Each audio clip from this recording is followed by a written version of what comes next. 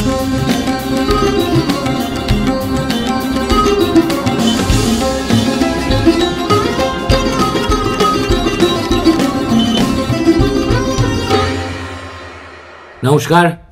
বাংলা স্ফিয়ারের সকাল 11টার আসরে আপনাদের সকলকে স্বাগত জানাচ্ছি।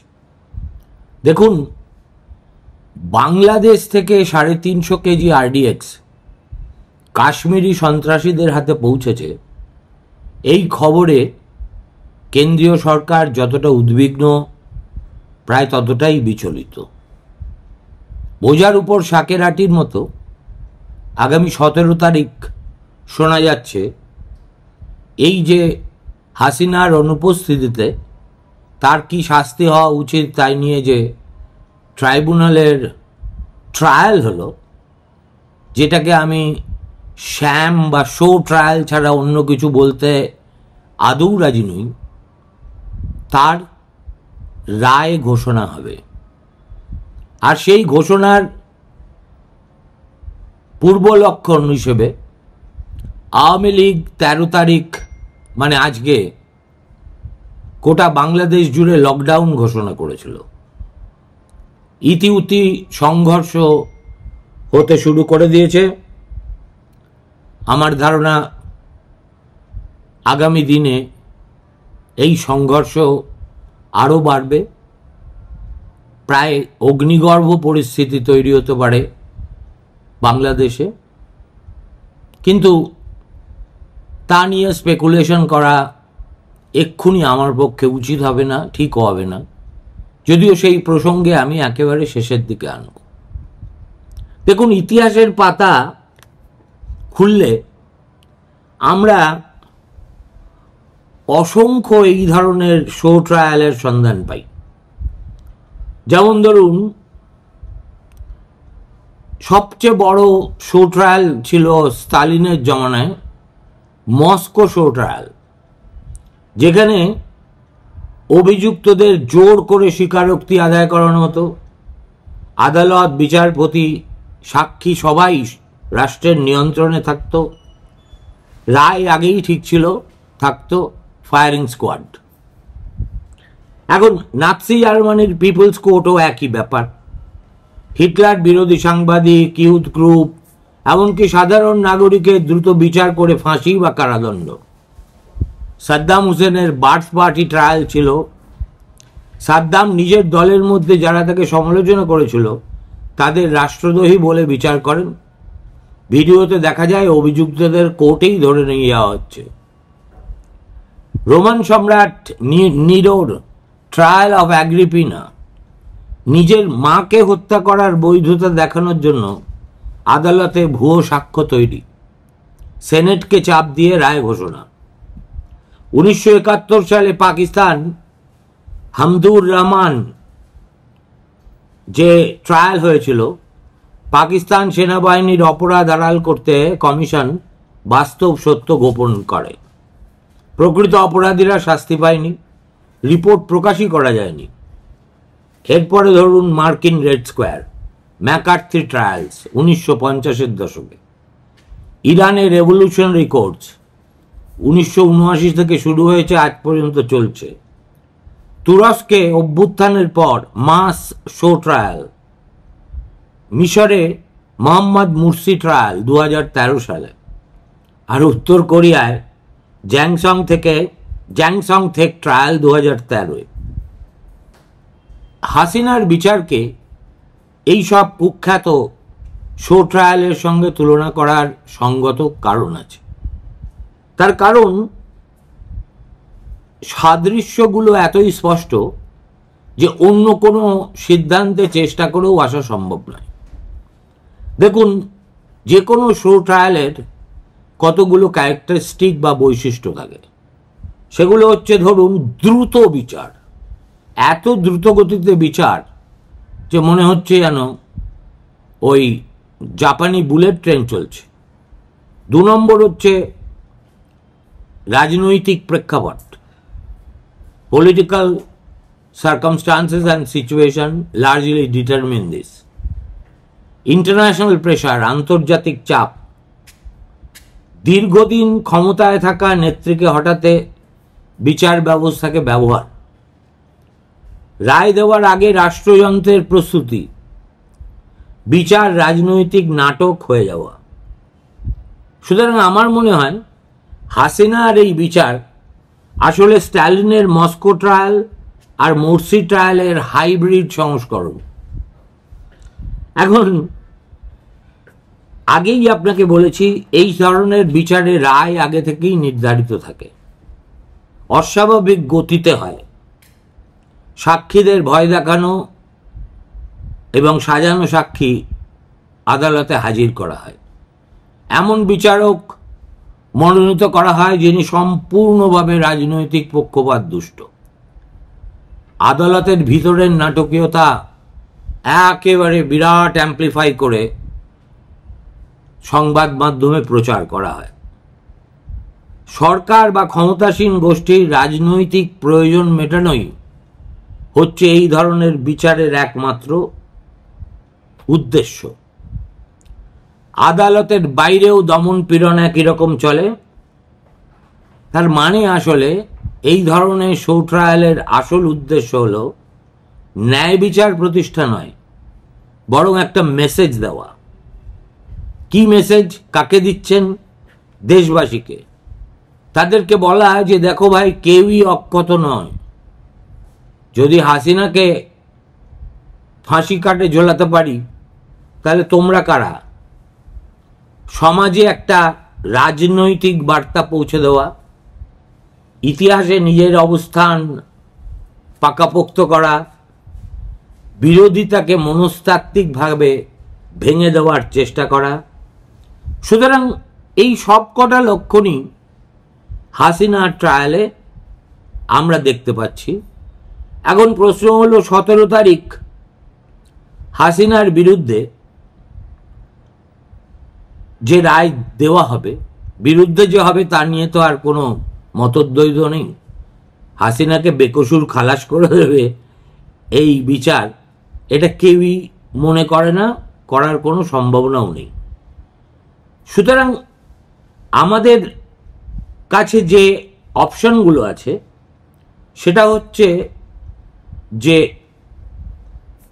প্রথম সিনারিও হচ্ছে খুব কঠোর রায়দান, দীর্ঘমেয়াদী কারাদণ্ড হতে পারে 10 থেকে 20 বছর, মানবাধিকার লঙ্ঘন ও অতিরিক্ত বল প্রয়োগের অভিযোগে সর্বোচ্চ শাস্তি হতে পারে, সম্পদের জবাবদিহি সংক্রান্ত নির্দেশ, রাজনৈতিক নিষেধাজ্ঞা, ডিসকোয়ালিফিকেশন ফর ইটার্নিটি। আর এটা যদি হয় তাহলে বাংলাদেশে তাৎক্ষণিক প্রতিক্রিয়াটা কি হবে? আমার কাছে যা খবর, আওয়ামী লীগের ক্যাডার ও সমর্থকরা রাস্তা দখল করতে নেমে যেতে পারে। ঢাকা, চট্টগ্রাম, সিলেট অগ্নিগর্ভ হবেই, বাসে আগুন ধরবে, যেখানে সেখানে অবরোধ হবে। পুলিশ আর র্যাব এই অবরোধ বা অশান্তি বাগে আনতে হিমশিম খাবে। আর বিশ্ববিদ্যালয় প্রাঙ্গণগুলি অকস্মাৎ এত উত্তপ্ত হয়ে যেতে পারে যে সেখানেও আইন শৃঙ্খলার অবনতি হতে পারে। এই রকম ঘটনা ঘটলে ভারত কি করবে? আমার যতদূর মনে হয় ভারত অফিসিয়ালি একদম স্পিকটি নট হয়ে থাকবে, কিন্তু ভিতরে ভিতরে অত্যন্ত উদ্বিগ্ন। আমেরিকা, ইউরোপিয়ান ইউনিয়নের দেশগুলি এরা সব তথাকথিত মানবাধিকার নিয়ে অনেক বলচাল করবে, হয়তো বিবৃতিও দেবে, কিন্তু রায়ের বিরোধিতা করবে না। তার মানে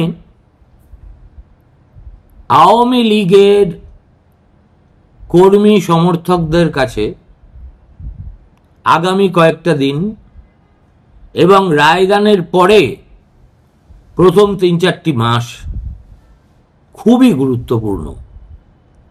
অর্থাৎ তারা যদি শেষ কামড়টা দিতে না পারেন, তাহলে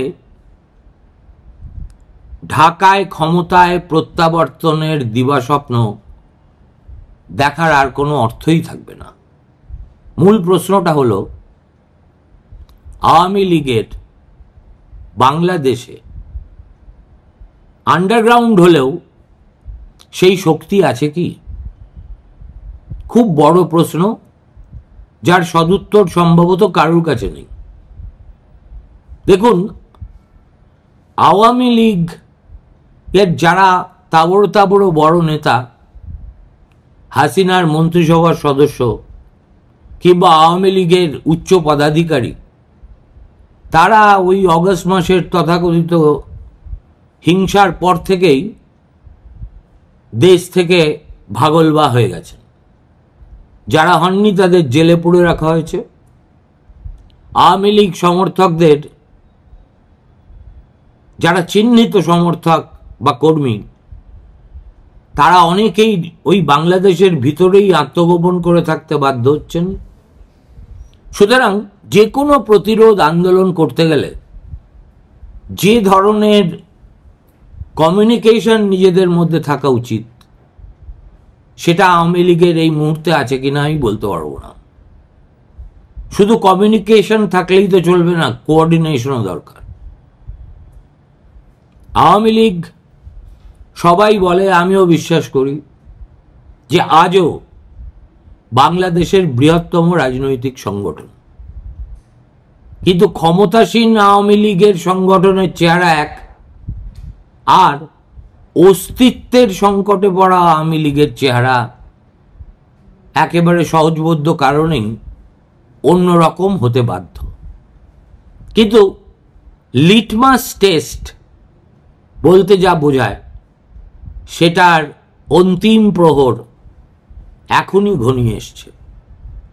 যদি তারা রাস্তাটা দখল করতে না পারে এবং ঠিক যে কায়দায় জামাত সমর্থিত ছাত্ররা একটা স্ক্রিপ্ট অনুসারে গন্ডগোল করে হাসিনাকে দেশান্তরী হতে বাধ্য করেছে, কিন্তু দলে দলে প্রাণও দিয়েছে, সেই রকম একটা প্রতিরোধ গড়ে তুলতে না পারলে সেটা একেবারেই অর্থবহ হবে না। সুতরাং 17 তারিখ কি রায় হয়, সেটা অবশ্যই গোটা পৃথিবীর চোখ তার দিকে থাকবে।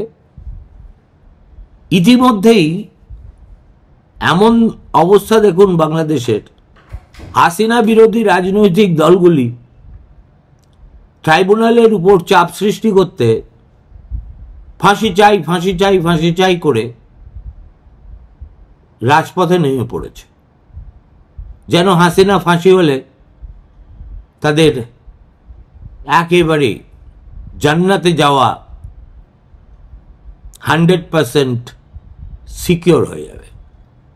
অন্যদিকে আবার আওয়ামী লীগ, তারা যে এখনো বেঁচে আছে সেটা বুঝিয়ে দিচ্ছে, কখনো ব্রাহ্মণবাড়িয়ার গ্রামীণ ব্যাংকে আগুন ধরিয়ে দিয়ে, কখনো ইতিউতি গন্ডগোল করে।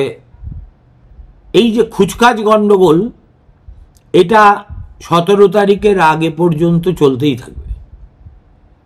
তারপরেই শুরু হবে আসল খেলা, যে ঢাকার পরিস্থিতি কি দাঁড়ায়, প্রথম 24 ঘন্টায় কি হবে। একটা তো ইমিডিয়েট শক ওয়েভ বয়ে যাবে বাংলাদেশের প্রান্ত থেকে ও প্রান্তে। রায়ের ধরন যাই হোক, ঢাকার রাস্তায় বিস্ফোরণ সদৃশ প্রতিক্রিয়া দেখা দেবেই। আদালত চত্বরে সঙ্গে সঙ্গে ব্যারিকেড করা হবে। শাহবাগ, ফার্মগেট, মতিঝিলে সংঘর্ষের সম্ভাবনা যথেষ্ট। পুরনো ছাত্রলীগ নেটওয়ার্ক তারা আবার অ্যাক্টিভেটেড হবে। বিশ্ববিদ্যালয়গুলো অশান্ত হবে, বিশেষত ঢাকা, জগন্নাথ, আরইউ, সিইউ, এবং নিরাপত্তা বাহিনীকে আদেশ দেওয়া হবে shoot to injure, shoot to kill নয়, শুট টু কিল লের জন্যই তো হাসিনাকে দেশান্তরী হতে হয়েছে। অতএব কিন্তু এগুলো মুখে বলা সহজ, পরিস্থিতির ডাইনামিক্স বলে একটা কথা আছে। এমন যদি হয় সিচুয়েশন কমপ্লিটলি আয়ত্তের বাইরে চলে যাচ্ছে, তখন শুট টু ইনজিওর বলবে না, তখন নিরাপত্তা রক্ষীরা নিজেদের প্রাণ বাঁচাতেই শুট টু কিল এই রাস্তায় চলে যাবে। এখন প্রথম 2 থেকে 5 দিন একটা পাওয়ার ভ্যাকুয়াম ঢাকায় তৈরি হতে বাধ্য। কেননা আওয়ামী লীগের আত্মগোপনে থাকা সাংগঠনিক কোষ সক্রিয় হবেই। স্টুডেন্ট উইং, উইমেন্স উইং রাস্তায় নামবে, চট্টগ্রাম রাজশাহীতে বিরাট প্রতিরোধ হবে, আর 6 to 10th পোস্ট 17th সেটা হচ্ছে রোড কন্ট্রোল ফেজ। অর্থাৎ এই সময় যে রাস্তা দখল করতে পারবে, পরের 6 মাস কিন্তু সেই আধিপত্য প্রতিষ্ঠা করবে বাংলাদেশের রাজনীতি। আমার একজন বন্ধু সাংবাদিক, ঢাকার অত্যন্ত সম্মাননীয় একজন মানুষ, তিনি একদিন রসিকতা করে আমাকে বলেছিলেন, সুমনবাবু, আপনাদের দেশের মতো আমাদের এখানে প্রাতিষ্ঠানিকভাবে কোনো সমস্যার সমাধান হয় না। বাংলাদেশের জন্মের আগে থেকে আর জন্ম হওয়া স্থক রাস্তায় সমাধান হয় সব সমস্যার। অনেকটা যেন সেই রাস্তাই রাস্তা দেখাবে এই ধরনের একটা বৈপ্লবিক দৃষ্টিভঙ্গি। হয়ও তাই, পরে আমি মিলিয়ে দেখেছি। এই যে অগাস্টের সোকল্ড বিপ্লব বলে যেটাকে আখ্যা দেওয়া হচ্ছে, সেটাও এসেনশিয়ালি রাস্তা দখল করেই সম্ভব হয়েছিল। এর আগেও অসংখ্যবার মীমাংসা হয়েছে রাজপথে। সুতরাং এই যে রায় বেরোনোর 6 থেকে 10 দিনের মধ্যে আওয়ামী লীগ এবং তার বিবিধ শাখা সংগঠনের ছেলেপেলেরা যদি রাস্তার দখল নিতে পারে, যদি মফস্বলে তাদের বিদ্রোহের আগুন ছড়ায়, বিশেষত ধরুন গোপালগঞ্জ, ফরিদপুর কিংবা নোয়াখালীতে রেলের উপর হামলা হতে পারে, চট্টগ্রাম বন্দরে নিশ্ছিদ্র নিরাপত্তার ব্যবস্থা হবে, ফেসবুক টিকটক লাইভ হয়তো বন্ধ হয়ে যাবে। আর সামরিক বাহিনী যদি আওয়ামী লীগ এক্সপেক্ট করে যে তারা অন্তর্বর্তী সরকারের পাশে দাঁড়াবে না, তাহলে সেটা মস্ত বড় ভুল হয়ে যাবে। আর 11 দিন থেকে 20 দিনের মধ্যে দেখবেন আন্তর্জাতিক হস্তক্ষেপ শুরু হয়ে গেছে। বিভিন্ন দেশের কূটনীতিকরা ময়দানে নেমে পড়েছেন পরিস্থিতি নিয়ন্ত্রণে কি করা যায় তা নিয়ে আলোচনা করতে। কিন্তু আসল ডিসাইডিং ফেজটা হবে 20 থেকে 30 দিনের মধ্যে,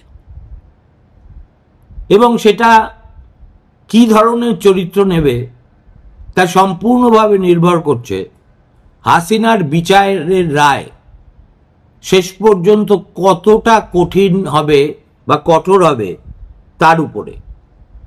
এখন যেহেতু তবু তো আদালত এবং যে সে লোকের বিরুদ্ধে তো রায় হবে না। অনেকটা আপনাদের স্মরণে থাকতে পারে জুলফিকার আলী ভুট্টোকে জেলবন্দি করে, জেলের ভিতরেই শ্যাম ট্রায়াল করে, কাউকে না জানিয়ে একদিন ভোরবেলা তাকে ফাঁসিতে ঝুলিয়ে দেন জিয়াউল হক। বাংলাদেশে অবশ্য সেই সম্ভাবনা নেই, কেননা হাসিনা তাদের নাগালের বাইরে এবং তিনি নাগালের বাইরেই থাকবেন। এই সুযোগে পাকিস্তান যেভাবে বাংলাদেশে ঘাঁটি গাড়ছে, ইউনূস সরকারের সঙ্গে শাহবাজ শরীফের সরকারের যে মাখো বন্ধুত্ব, তা থেকে মনে হচ্ছে পাকিস্তানিরা আর now in a spirit of deja vu. 1971 সালে যা হারিয়েছিলেন 2024-25-এ সেটাই তারা বকলমায় ফিরে পাচ্ছেন, এরকম একটা মনোভাব পাকিস্তানিদের কাছ থেকে দেখা যাচ্ছে। পাকিস্তান মানেই আর্মি, পাকিস্তান মানেই আইএসআই, আর আইএসআই মানেই বাংলাদেশের ভিতরে ছোট বড় মাঝারি যত ধরনের জঙ্গি সংগঠন আছে তাদেরকে মদত করা, যাতে তারা ভারতে ঢুকে বিবিধ নাশকতার কাজ করতে পারে। সুতরাং লড়াইটা একদিকে যেমন বাংলাদেশের অন্দরে হবে, তেমনি সীমানা পেরিয়ে মস্ত বড় উপদ্রব আমাদের জন্যও অপেক্ষা করতে পারে।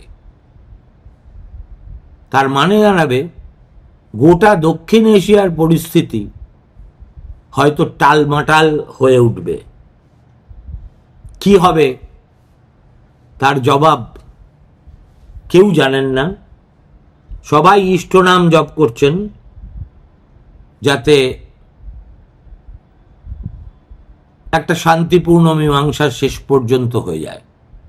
আর ইতিমধ্যে বাবু মোহাম্মদ ইউনূস আজকেই ঘোষণা করে দিয়েছেন যে ওই সোকল্ড জুলাই সনদ বলে একটা বস্তু তিনি করেছিলেন, ওরা করেছিল, সেটা বাস্তবায়িত হবে এই মর্মে আদেশ জারি করে দেওয়া হয়েছে। তাতে বলা হয়েছে যে নতুন গঠিত সংসদ 180 দিনের মধ্যে সংবিধান সংশোধন করবে এবং পরবর্তী 30 দিনের মধ্যে আপার হাউস গঠিত হয়ে যাবে। আর একই সঙ্গে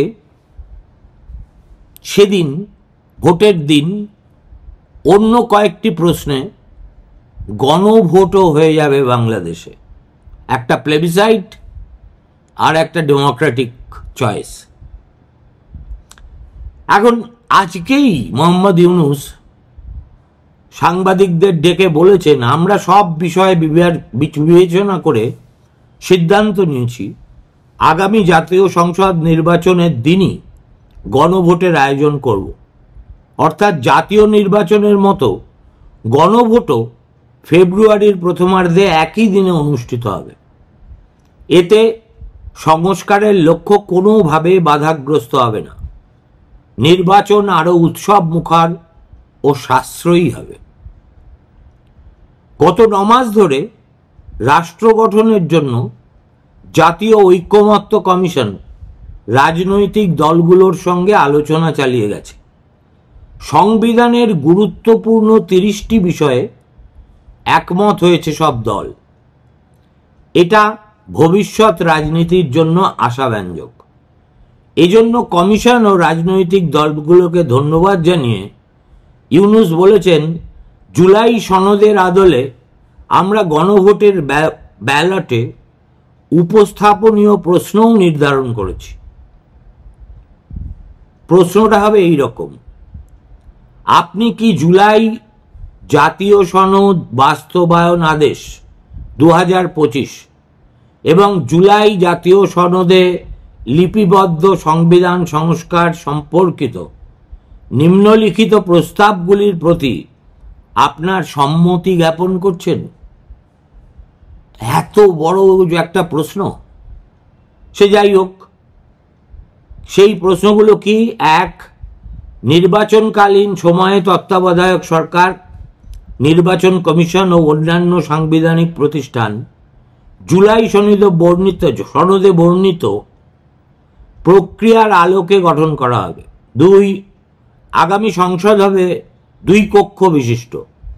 জাতীয় সংসদ নির্বাচনে দলগুলোর প্রাপ্ত ভোটের অনুপাতে 100 জন সদস্য বিশিষ্ট একটি উচ্চকক্ষ গঠিত হবে এবং সংবিধান সংশোধন করতে হলে উচ্চকক্ষের সংখ্যাগরিষ্ঠ সদস্যের অনুমোদন দরকার হবে। 3. সংসদে মহিলাদের প্রতিনিধিত্ব বৃদ্ধি, বিরোধীদের থেকে ডেপুটি স্পিকার ও সংসদীয় কমিটির সভাপতি নির্বাচন, প্রধানমন্ত্রীর মেয়াদ সীমিতকরণ, রাষ্ট্রপতির ক্ষমতা বৃদ্ধি, মৌলিক অধিকার সম্প্রসারণ, বিচার বিভাগের স্বাধীনতা ও স্থানীয় সরকার সহ বিভিন্ন বিষয়ে যে 30টি প্রস্তাবে জুলাই জাতীয় সনদে রাজনৈতিক দলগুলোর ঐক্যমত্য হয়েছে সেগুলো বাস্তবায়নে আগামী নির্বাচনে বিজয়ী দলগুলো বাধ্য থাকবে। 4. জুলাই সনদে বর্ণিত অন্যান্য সংস্কার রাজনৈতিক দলগুলোর প্রতিশ্রুতি অনুসারে বাস্তবায়ন করা হবে। গণভোটের দিন এই 4টি বিষয়ের উপর একটি মাত্র প্রশ্নে আপনি হ্যাঁ বা না ভোট দিয়ে আপনার মতামত জানাবেন। এর আগে জুলাই জাতীয় সনদ বাস্তবায়ন আদেশে স্বাক্ষর করেছেন রাষ্ট্রপতি মোহাম্মদ শাহাবুদ্দিন, আর তারপরেই ঘোষণা করেছেন ইউনূস। তার মানে একটা খুবই পরিকল্পনা মাফিক এগোচ্ছে একটা কমপ্লিটলি ইলেজিটিমেট গভর্নমেন্ট। তাদের একমাত্র উদ্দেশ্য হলো to finish Hasina and her party. This is the be all and end all of Mohammad Yunus's so-called proposals. ভালো থাকবেন, সন্ধ্যেবেলা আবার দেখা।